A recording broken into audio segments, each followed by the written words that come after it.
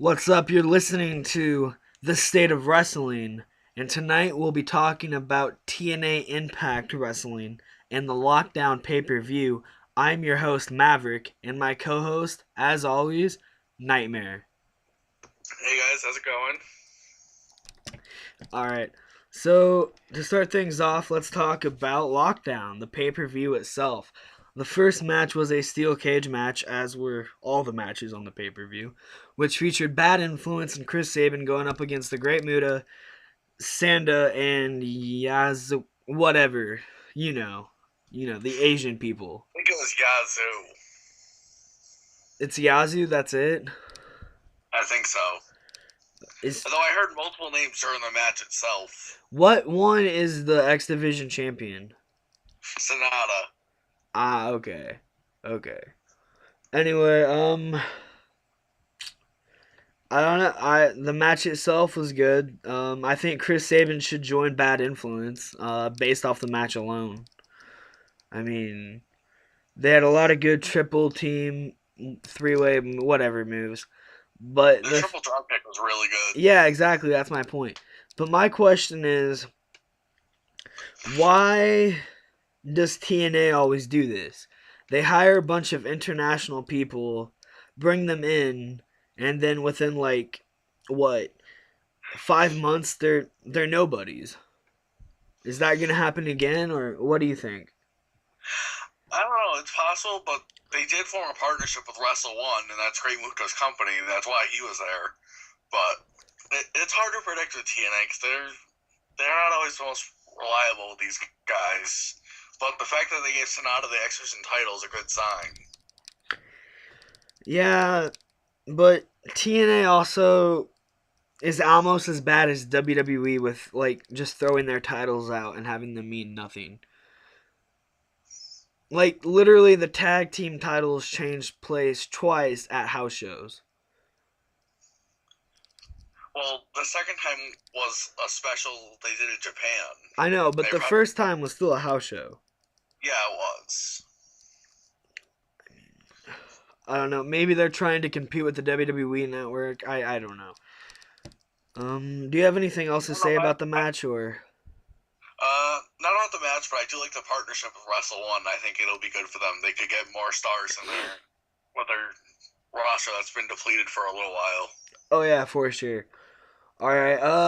The next thing that happened was Dixie Carter did her whole little fucking whatever you call it, her bitching of the night. Uh, I one didn't really thing. listen to that. What? I said I wasn't really listening to that. I was just because like it was interesting, and I think she was taking shots at WWE because she was all like, Jeff Hardy walked out and had a breach of contract and blah blah blah and blah blah blah, which he didn't really walk out. He was given time to leave. I don't know. And then she was all like, I went to New York and I have an insurance policy and Jeff Hardy, you're not gonna step into the fucking doors or whatever. And it's like, okay, so Willow's gonna appear. I mean, that's obvious. I mean, Yeah, it was obvious. And if you really thought about it, the New York thing, it would have been obvious about Bully Ray, but I just didn't put two and two together. I didn't either. I don't know why. Uh, of course, Probably Taz because he got mentioned written off a few weeks ago in a casket match. what? A few weeks ago, he got written off in a casket match against Mr. Anderson, so it was just kind of random. Yeah, that's why when we were talking about it, we were making predictions. I said the insurance policy is gonna be Kurt Angle, just because fuck it, because TNA has done shit like that in the past. I would have raged so hard at the stupidity of that. Yeah, especially since isn't Ethan Carter the third supposed to be like related to Dixie? Yeah, it's supposed to be her nephew. Yeah, like that would be so stupid just to have him attack him and then have Kurt Angle come back as the insurance policy.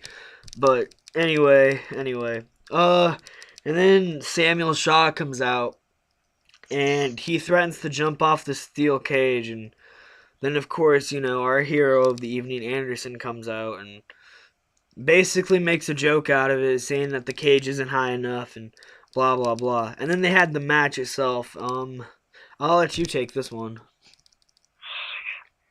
the match wasn't anything special on its own, but it was more about continuing the feud and the fact he dragged Chris Yemi into the cage to screw Anderson out of winning was a nice touch to me. It's more about continuing the angle, I think, which makes up for the quality that wasn't that good. See, I disagree because it was visible to all of us that Anderson won. And I hate when wrestling companies do this. Have the referee knocked out and then all of a sudden the other guy wins because of it. I don't know. I've never been a fan of it. And I'm sure next Thursday we'll have a big segment with Anderson being all like, I won and I was helping Christy and blah, blah, blah. And then Sam Shaw will walk out and be all like, no, I won, blah, blah, blah. And Christy's mine, blah, blah, blah. I don't know. Sam Shaw's kind of a different gimmick, and I don't think he's all about winning matches. I think it's just matter of he, for some reason, is obsessed with Christy Hemme, and now apparently he wants to kill Mr. Anderson and himself. My question is, though, how stupid is Earl Hebner? Because Earl Hebner didn't see Anderson walking around for 2 minutes, and then he didn't realize that Anderson was on the floor when he got the keys from him.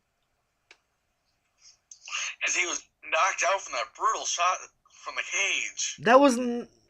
Oh...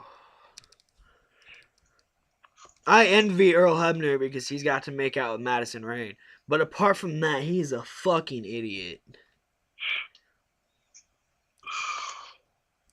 Anyway, so Ethan Carter comes out and talks about amateur wrestling and all that, which, in hindsight, should have gave it away who was coming out. But nobody fucking thought about it at all. Yeah, I thought this was going to be Willow's spot right here. You know, I don't know if I thought it was Willow. I don't know who I thought it was. I guess maybe I thought Kurt Angle was going to come back or something. But then, like, he talks about how he's the new face of America. And then Bobby Lashley. Yeah, that was really unexpected. It was a nice surprise, though. It was the biggest surprise I think TNA has pulled off in a long time. I actually think wrestling has pulled off in a long time, and it's not even that big of a surprise.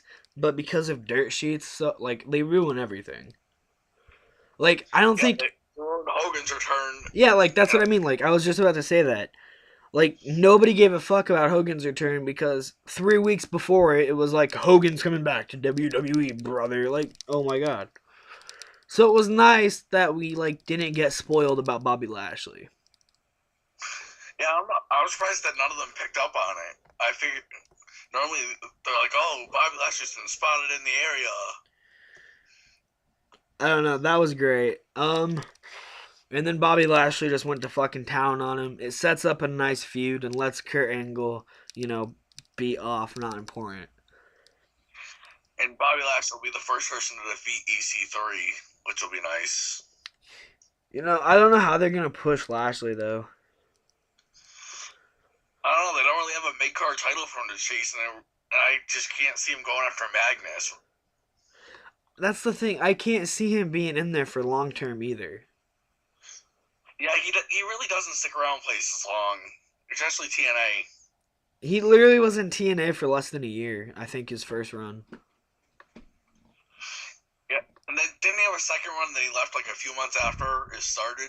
Yeah, I'm pretty sure. And I can't even remember how long he was in WWE. I know it was a longer time, but he was also they were literally handing him championships. And he didn't stay in MMA that long either. Yeah, didn't he have like 2 fights? He had more than that, but it wasn't a significant amount. Anyway, moving on. And this match is simply put, we have Suicide versus Sin Cara. Well, Tiger Uno is Extreme Tiger from Mexico. No. I personally haven't seen matches from him, but he put on a good show, so I'm looking forward to see what he can do. No, it's not Tiger Uno. It is Suicide versus Sin Cara. A less botching Sin Cara, maybe. To me, All it was Suicide versus Sin Cara, and I have so many issues with this match alone that I'm not going to talk about it at all, apart from it was Suicide versus Sin Cara. So take it away, partner. Talk about the match. It was basically a filler match and a match to debut Extreme Tiger, let him get an easy win over an established guy in the X Division. It did its job, it killed some time, and it got the fans into the show, but it was really pointless and just filler. Alright. And then the next match was my snack break match, because I can't tell the difference between the two, but a last man standing cage match between James Storm and Gunner. Now, again, as I said, it was my snack match. So, again, partner, take it away. Now, see, I don't know why you didn't watch this match. I really enjoyed it. I love like the brutal street fights like this, and it was brutal. It was weapons filled, maybe a little too much weapons, but with how much hate these guys have for each other, it worked. The ending sucked, but other than that, I liked it. See, I came back just in time to see the ending, and so they did like the suplex onto the chairs, and it was probably the stupidest thing I've ever seen. But, I mean... Did you forget that Cena taped Batista's legs to the ring post? Hey, this is about TNA, not WWE. I'm just saying, there has been stupider match endings with last man standing matches. Yeah, but there's also been really good ones, so... Anyway, moving on, my personal favorite match of the evening, the TNA Knockouts Championship cage match between the picture perfect Madison Rayne and Gail Kim. With the Awesome Kong knockoff at ringside. We don't even need to talk about her. Let's just talk about how perfect Madison Rayne was tonight. Like, she did put on a good show, like she usually does. These two work well together. They're both good wrestlers. I'm glad Gail didn't win. Gail doesn't deserve the title anymore, I don't think. She's a boring person on the mic. I get it. She's a really good wrestler. What? She has no charisma at all. No, I mean, she's a really good wrestler, but she can't talk at all. Exactly. And Madison Rayne, like, I remember watching her second match ever in TNA. When she was with Taylor Wilde against the Beautiful People. And I remember thinking to myself, this girl will never, ever become a women's champion. Ever. Ever. Because she just, I don't know. She was Taylor Wilde's, lackey. And that match is still one of my favorite matches because it was the first match I seen of hers. But looking back at Madison's evolution, she became really good on the mic. She's an excellent worker in the ring, and I think she really does deserve to be the face of the Knockouts division. And that's not me being biased. That's me we really did get to see her evolve throughout her career. Yeah, I definitely agree. And I think the feud that she had with Mickie James a few years ago really helped establish her because it was a big name coming in to feud with her. In 2010? Yeah, 2010, 2011. Yeah, that was great. Madison also, I think she's won the most Knockouts championships. I could be wrong.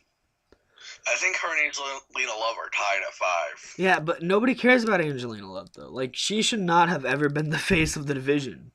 I get it, the Beautiful People were a big thing, but I think Velvet would have, Velvet stuck around longer.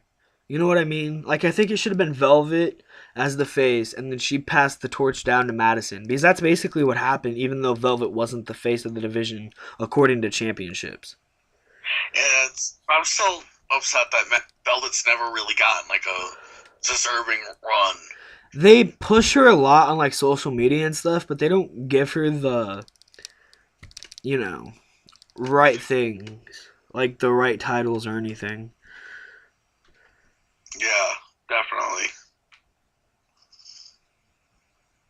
Anyway, so the next match was the TNA World Heavyweight Championship cage match, which was Joe's Rules and can only end via knockout, tap out, or submission. I didn't get that. Because what's the difference between a tap out and a submission? I have no idea, honestly. I heard Taz explaining it, but I couldn't hear what he was saying. So It, maybe it it was like they can give up or something. I don't know. Anyway, so the match was a really good back and forth. I don't know. I like how the fans chanted bullshit when Joe got pulled under the ring. Though that due to a returning Abyss. You know, one thing that I thought was interesting before the match, Magnus gets his foot under the bottom rope, right? Yep. And the referee forces Joe to break the hold. And it's a no disqualification match inside a steel cage. I always hate when they do shit like that. But I don't understand. How does that make sense? It doesn't.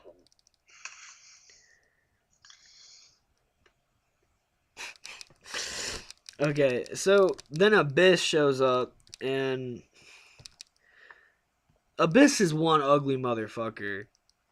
He really is. Like, I liked him so much better with the mask, but that's all I have to say about that.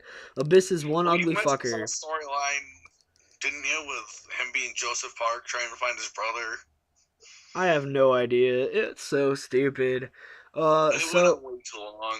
So Abyss basically fucks Samoa Joe out of the championship, which I'm sure is setting up for Abyss and Samoa Joe, letting Magnus face somebody else. Maybe this is where Lashley goes. He fights Magnus while Joe's fighting Abyss. Or maybe did Gunner win against Storm? Yeah, Gunner won. Maybe Gunner will get his rematch at Sacrifice I against forgot Magnus. about him. Yeah. Because he did get screwed when he cashed in the Feast or Fire briefcase. So then who's Storm gonna feud with though? They might have a rematch, but maybe it becomes a triple threat or something with Dixie trying to stack the deck or something. I don't know. Maybe Storm just becomes irrelevant and moves on to another storyline. I mean, WWE does it, TNA does it. So He still has the tag team briefcase that Gunner gave him. So maybe him and Rude go for the tag titles or something. maybe. Who knows? Anyway, now the main event, Lethal Lockdown, which featured Team MVP against Team Bobby Roode, who is really being captained by Dixie Carter, but Dixie obviously can't wrestle. And of course, if Team Dixie wins, Bobby Roode gets 10% of the company. But he has to split that between Austin Aries and the Bromans. Yeah, they had this pointless segment arguing about it earlier in the show.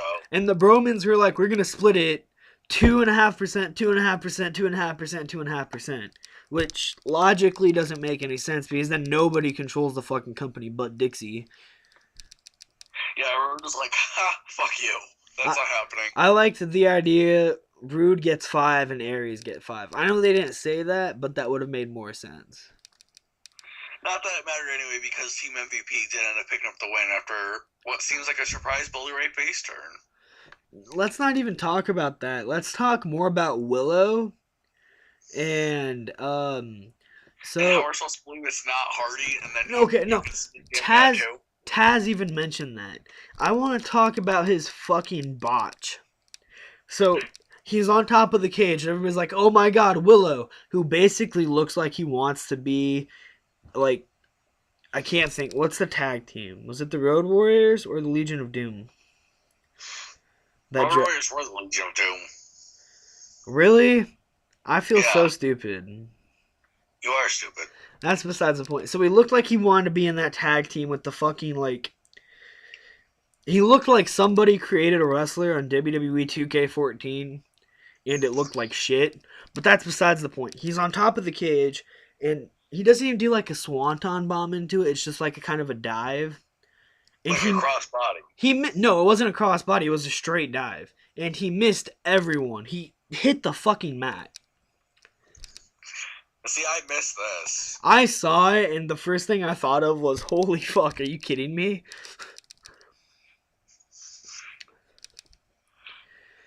Well, it's kind of hard to catch them when they're coming from 15 feet above you. So. Kurt Angle and Cody Rhodes would be proud. That's right. But Except no, Eagles opponents just roll out of the way. it wasn't a moonsault, but still. Anyway, so Bully Ray also power bombs Bobby Roode through a table. After the match. One thing I want to ask is, why does he go by Bobby? He's supposed to be this arrogant heel, right? Yeah. Why doesn't he go by Robert? I don't know. They thought that when they were turning him face with Fortune in 2011, I believe. And I like the change at the time because it's like, okay, he's Robert Roode. Doesn't stand out because he's been that way for years. I think it rolls off the tongue better if he's Bobby Roode. When he was in the tag team Beer Money, did he go by Robert Roode or Bobby Roode? Robert Roode. Really? Yeah. Huh. It was around the Bound for Glory series in 2011 that he became Bobby Roode all of a sudden. Okay, well, whatever. Anyway, let's talk about the state of TNA right now. Yeah. What do you want to talk about with the state of TNA? I think they're in a good place right now. They have a good chance to keep things going in the right direction. Now Dixie's not in control anymore, on screen at least. Yeah. For sure. At least they're not copying WWE with the Authority running things nonstop. We'll talk about the WWE another time. Anyway, I was just wondering because it's similar. It definitely is similar. But anyway, the state of wrestling here. I'm Maverick, and my partner is Nightmare, and we'll be here anytime there's something important to talk about with the state of wrestling. Be sure to subscribe. Or anytime we get bored.